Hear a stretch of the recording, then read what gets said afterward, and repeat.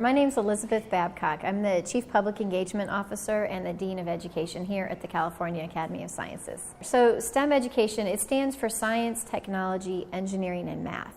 And basically STEM education are all of those subject areas that people usually think of when they think of science or math or engineering. I mean, it's the sciences and technology kinds of education. Well, one of the challenges for the United States is just the state of STEM education, and unfortunately we're losing some ground when compared to other countries, and unfortunately the state of California is not doing so well compared to other states in the United States. So as a nation, we actually have amazing educational systems, higher education systems that are unparalleled, great teachers all around the country, but as a whole, unfortunately, our students are not doing as well as we would like in STEM subjects.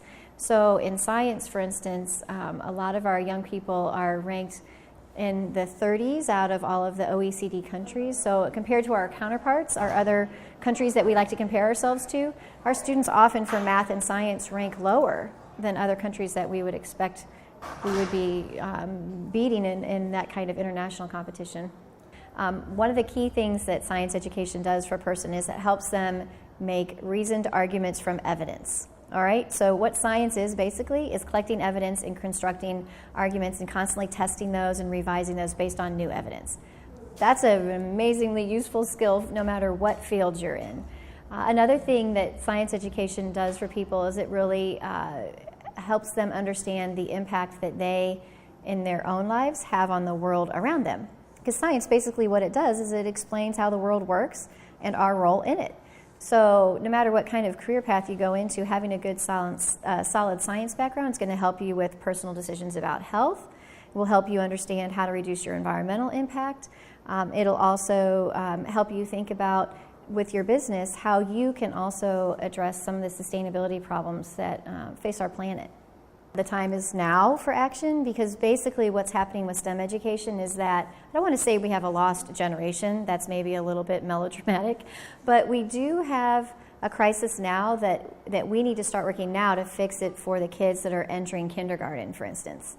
So education is I like to think of education as work that is slow and steady, and probably one of the most important things somebody can invest in, because it's the future. But it is something that's a cumulative impact. So if we're not investing now, we're going to see the impact 10, 15 years from now, when kids who are now in elementary school get into college and don't major in science, right? Or technology, engineering, or math, because they had a poor background in those subjects.